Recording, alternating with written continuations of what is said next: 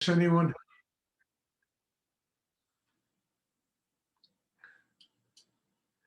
anyone have a question they would like to ask?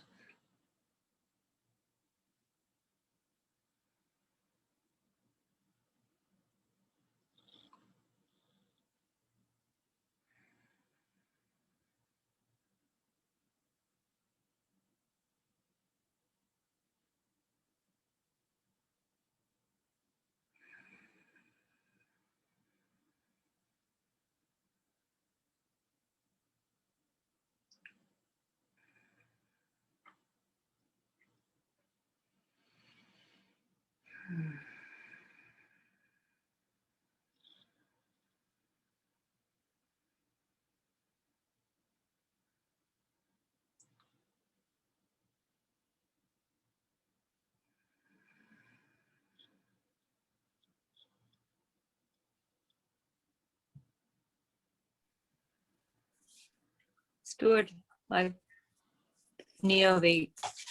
have a question. Yes. Would you talk about your thoughts on reincarnation? Sometimes when I'm looking at you, I see other people, I see other faces, I see you transformed. Does this happen often? Yes. Yes. Look, I'm a composite of not only my own incarnations, but teachers who have put energy, Shakti into me for many, many lifetimes to just allow me to arrive at the point where I can teach the way I do. And if you do this meditation in depth, you'll see that. You'll see Nityananda, you'll see Rudy, you'll see teachers, I don't even know who they are, that come out of the cosmos to manifest in these classes. You'll see things, past lifetime experiences. You'll see all kinds of stuff. All of that exists inside each and every one of us. And as you open and tap a deeper realm of consciousness in yourself, you tap, these things come up. Things that have been buried inside for lifetimes. And, do I believe in reincarnation? I don't think anybody can master what they have to master to become one with God in one lifetime. I don't think it's conceivably possible to do it in one lifetime, to work out karma with people and, learn what we have to learn. And the hardest job of all is really getting past ourselves. I mean, the soul does not die, it continues to evolve. When it finally gets freed from whatever it has to learn on the earth, it will move on to another realm of consciousness in order to continue the evolution. So it's it's really, to me, a very organic thing. I mean, the one thing the universe gives us to learn how to get to God is time. There's as much of it as we need to have, as many lifetimes as we need to incarnate in order to become one with a higher force in the universe. And that's a blessing, It's a blessing. I mean, I am certain that if I really went into it deeply with every single person sitting here now, I would find connections with them in a past lifetime. That this is not the first time that we have come together in some way. It could be family, it could be studying with some teacher, it could, in some way, we have all evolved together to arrive at this point. And, I mean, a lot of people think I'm crazy for believing this kind of stuff, but I don't know what else makes sense. One lifetime to do everything you have to do to become enlightened, it's almost silly, the thought, because it's so vast and it's so deep. And ultimately what it amounts to is becoming nothing, so that you can become one with everything in the universe. That takes time to learn, to stop fighting it, to stop, resisting it, to stop, listening to other people's nonsense about paths that we take in life. It takes time to mature into it. It takes time for an apple to become ripe so that we can eat it. My teacher said it better. It takes 9 months to have a baby. It takes 1 second to die. And it takes so many incarnations to become one with God. It takes 1 second to negate everything. Get into your mind and you start analyzing and you destroy the whole process, and it's got to start all over again.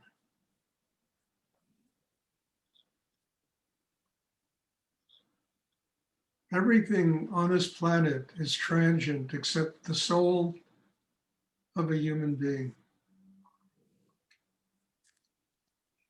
Everything. It comes into being and it decays, except the soul of a human being, which continues to evolve.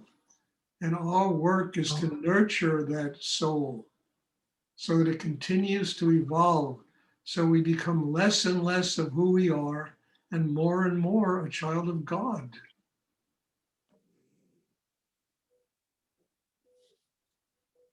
And often people think it means they got to become a recluse or a monk or living in monasteries. It doesn't mean that, because you don't get free of what you haven't experienced. And we live in the world to experience all these things so we can learn to get free of them.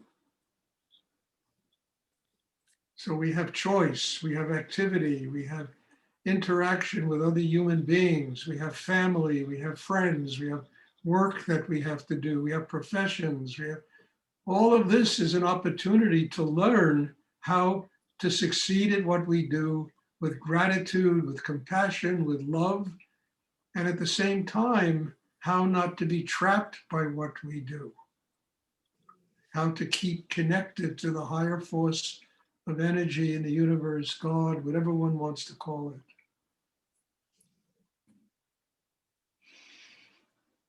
I hope this is clear, because it's a very profound subject, and it's a subject that theologians have been battling about for, since the beginning of time. And I'm not interested in what theologians battle about. I'm not interested in who's right about religion and what religion and blah, blah, blah. I only want what works, what really works to help a person evolve. And what I do doesn't work for everybody. If it worked for everybody, everybody would be here,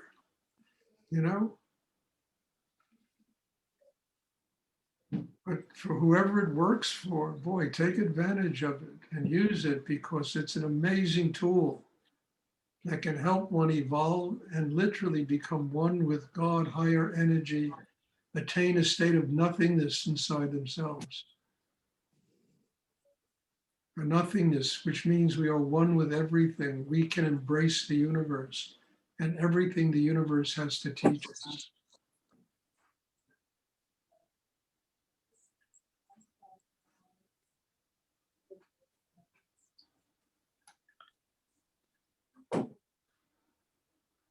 Does anyone else have a question they would like to ask? Sure. Hi, Stuart. Hi, Larry. You have often mentioned that as we go deeper in this work, that our external reality shifts. And how does that relate to the concept of timelines? That What? Time lapse? timelines. Have you heard that concept? That there's simultaneous realities, like our soul is in different scenarios, different outcomes. I mean, is that something that you have any thoughts about? I never thought about it in terms of timeline, but look, the soul has many levels of reality. You understand? When you truly nurture the soul, when you develop the chakra system inside that enables you to strengthen your connection with spirit and the soul force of a human being, it opens you to so many different levels of experience that exist both within time and outside the realms of time. Because, it's the greatest university in the world when it goes on inside a human being. And it opens you to vast experience. And all of that experience are learning curves that you can use to build your inner life so that you get closer to a state of enlightenment. I mean, I've never, I don't know the, timeline, or I don't know that terminology, Okay. or concept, but it's basically what I'm talking about, Mhm. I mean, if you cut off yourself from the soul force and you don't develop a chakras, you limit your knowledge into whatever conceptual box you want to put it in. And that becomes the beginning and the end of everything you learn about growth on this planet. You take infinite energy and you try to put it into an egg box. It's, first of all, it's not going to fit. And secondly, you're going to choke yourself to death because you need to open to allow that energy to breathe inside you. So people begin to shrivel up. They begin to get old before they're old. That's what happens to them physically, mentally, It's exactly what happens to them because they try to conceptualize what can't be conceptualized. But when the soul, there's every single conceivable manifestation of energy that a human being can experience when they develop the chakra system and connect with the soul, moving through the cosmos, becoming one with higher energy. It opens up vast realms of consciousness, things I don't even understand, and yet things that flow through me, I talk about, that I don't think about these things every day of my life. But I sit here and these things just come through because the chakra system is so developed, it can receive that energy, and that energy becomes a living reality in my life and the life of anybody that is willing to work in this kind of depth. And it opens up vast, not only inside, but the way you even live, We don't live in a state of rejection. We live in a state of openness and experience and allowing whatever we experience in life to become the teacher, the guru.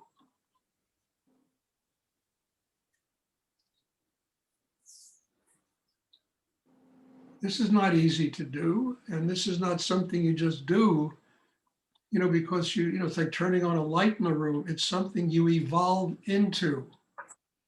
You develop an inner life that is strong enough to allow you to live this way and allow you to receive that kind of energy that is, beyond all human comprehension, that can determine the way you live. The energy of God. Who can understand God, Anybody At tries 2 to o'clock. explain God to you, just run in the opposite direction,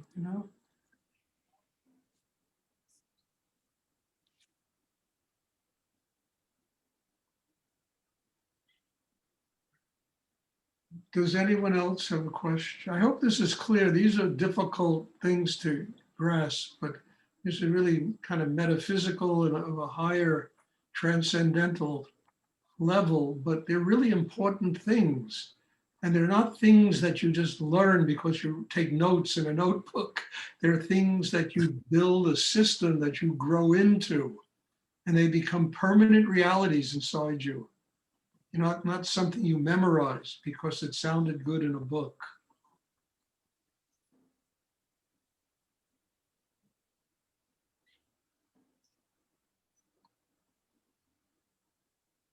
Does anyone else have a question they would like to ask?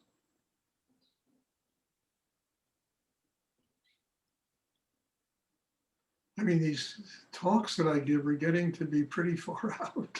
I mean, it's really staggering where they're going, But it's based on people ask me questions and the energy comes and this is where it goes, I think it's wonderful, and I'm very grateful, for the questions and for people being here to allow this level of energy to come into these meditation classes. And I think it's an extraordinary thing. And I think it's something we all have to be grateful for. It's like a great treasure being offered, not only to me, but to everybody here. Because I always say it, I listen too. I never know what's going to come. It just comes. I listen. Bert, Yes. I mean, you speak. Francesca, you have to talk up. I can't hear you. I wonder. I mean, when you talk about God, About who? do you understand me? I didn't understand when I talk about what? God, Huh? God. Drugs? No, God. God. Yeah, Oh, okay. God and drugs are about the same. No, they're not about the same. Francesca. No, I mean, you speak about essence. You speak about being one. But when you really live, you have to choose. I mean, you get multiple. When you have a choice, you are divided. You're not. These moments are small moments in meditation, but then you have to lead your life and choose. Every time you are called to make a choice. Yes. So how does that differ from what I talk about? Choice is part of the living experience of being on the earth, learning about karma, learning how to make choices in the earth here that are conscious choices. And by conscious choices, I mean how to make a choice that really helps you to grow as a human being and as a person who wants a spiritual life. Understand, those are real choices. Other than that, it's just kind of playing little games with ourselves, this or that or the other, what I think is right or wrong. And it just creates a lot of tension. But when the choice comes out of the heart, and it comes out of a consciousness that's highly developed in a human being, every choice you make, even choices that are mistakes, will help you to grow in your life. Because I don't believe they're mistakes. I believe they're just opportunities to grow. And we all make mistakes. And if we use them properly, they really help us to grow. And then you come up against situations every day in your life. And a lot of them are just reminders that you have to grow. You have to grow inside yourself in order to be able to make conscious choices in these situations. So it's another way of the universe teaching us that we need to continue to develop an inner life. And as that inner life develops, the choices become more conscious. And we're no longer flabbergasted if we make mistakes. We no longer feel guilty and upset that we made a mistake. All right, what did I learn? What did I learn having made that choice? How can I grow and become more of a human being because of that mistake I made? And not to riddle oneself with guilt and anger and, spend 3 months being depressed because we made the wrong choice. What did I learn? How can I grow because of what I did? And all of that is part of the process of learning how to develop ourselves as human beings, as children of God. And then you come to meditation, only one reason: to get the energy that helps build a system that enables you to do this kind of thing. This is the gasoline station. The car needs gasoline to run. We need energy to run. We need Shakti, we need energy. And we need to develop an inner life that is strong enough so that, whenever we do make choices, we don't spend 3 months being guilty or angry because we did something wrong. Okay, I made a mistake. What did I learn? How can I move on? How can I grow because of this? And all meditation is, meditation is not religion. You understand? It's just simply getting the energy so that this process develops organically inside a human being. It becomes a permanent reality inside them. Then you make choices, And yes, some of them work, some of them don't work, I mean, it's just life. And you don't spend 3 months beating yourself up because the choice didn't work. You lost some money, you got in a relationship that didn't work. So, okay, what did I learn from that moment in time? How can I move on and grow because of it? That's really a very positive way of looking at the world, because then nothing is negative, everything is your teacher.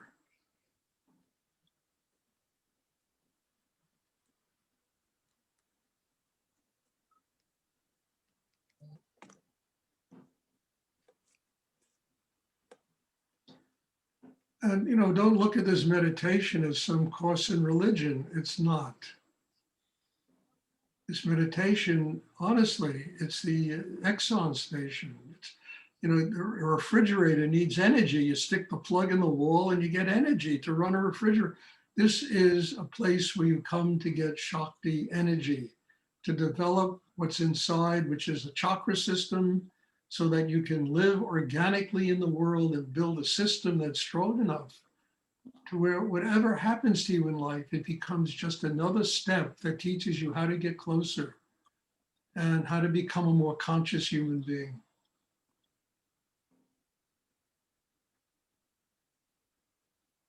It eliminates fear, and the inability to make choices, to be stuck at a crossroad and never make a choice because you're afraid you're going to make a mistake.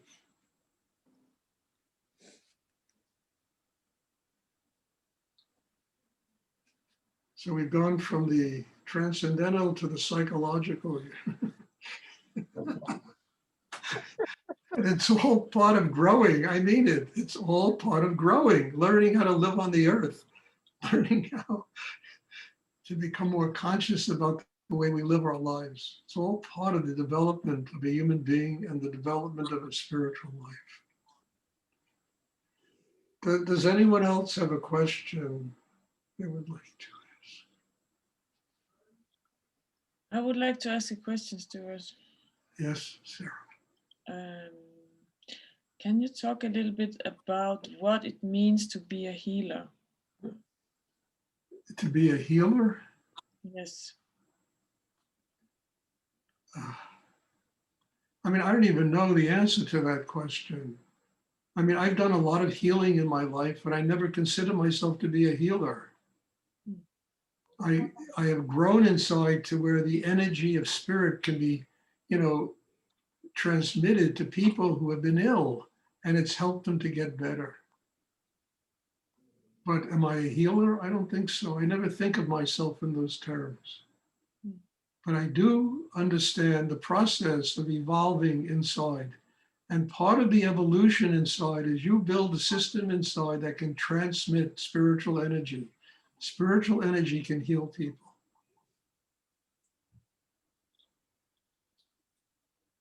And I think that's really what it's about. I mean, a lot of people, they claim they're healers, and they go and they touch people and they do that, and they take the negativity out of people. And a lot of people that are healers, they poison themselves that way. So one has to be very careful. And people that do Reiki and do all this kind of stuff, a lot of them, you look at them and they're getting poisoned by taking the negative energy out of people. So to me, it's really a matter of evolution. You arrive at a state where you're capable of doing that kind of thing.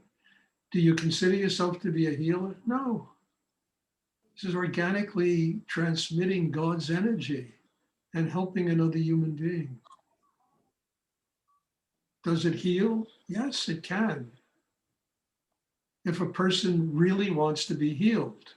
Now, to me, healing is not getting over the illness, because the real illness is deep inside a human being. The real illness is what creates the problem. And to be really healed of a serious illness would mean that a person would finally recognize, I got to do something about myself. I have to grow spiritually. I have to transform the things that are creating these problems into a positive energy. That's the real healing, not somebody getting over disease. And that's really difficult.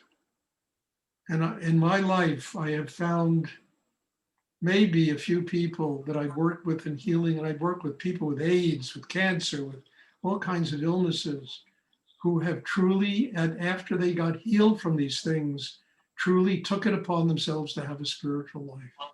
They didn't. I mean, I even wrote a book called Leah, which is an incredible example of that exact thing, of somebody who was told they had 3 weeks to live, and they got through it. The doctors themselves were dancing and say it's the greatest miracle they've ever seen. And it all came because of the transmission of Shakti and energy. And then the person themselves decided, well, that's enough. I don't want to do this anymore. And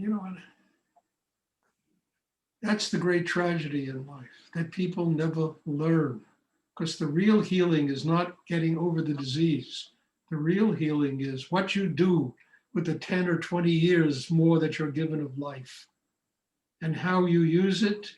And do you use it to serve God, to open to higher energy?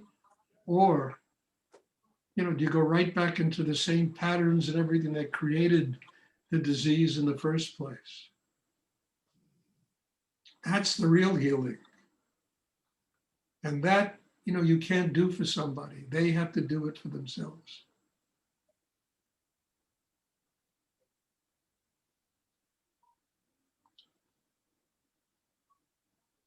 And that really is a great tragedy in life, because most people don't think that way. They want to just go back into the same activity, the same world that created the disease in the first place. That familiar world.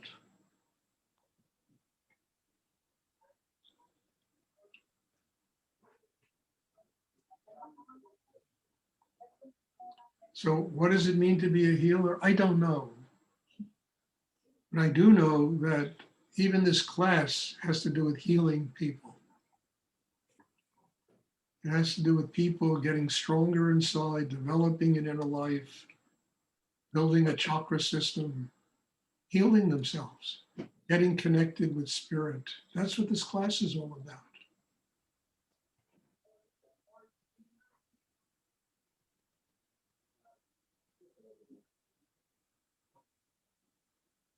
Does anyone else have a question they would like to ask?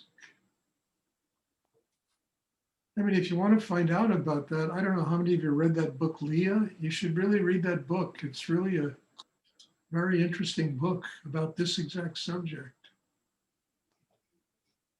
How this meditation healed somebody who was told by the doctor she had 3. It's based on a true story. Actually happened to me years ago. I changed all the names and dates and locations just to protect myself, but it's based on a true story. And I would suggest reading it. It's a pretty amazing book. And it goes into this subject very deeply, and it does it in a way that's understandable. It's not an essay or intellectual thing. It's a story that anyone could read.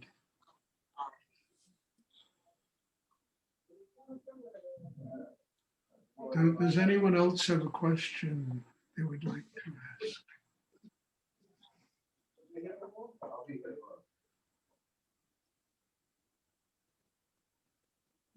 Okay, if there are no more questions, God bless you for being here in this amazing class that just took place. I mean, and thank you and bless you. And I hopefully people will show up on Sunday. I mean, these classes are getting smaller and smaller, and I really don't mind because it's getting to a group of people that may be the real students, you know, not just people that are floating through. So it's good, and the classes are just as strong, and God bless you for being part of them. And hopefully I'll see everyone on Sunday. Thank you. Bless you. Thank you, Stuart. You're welcome.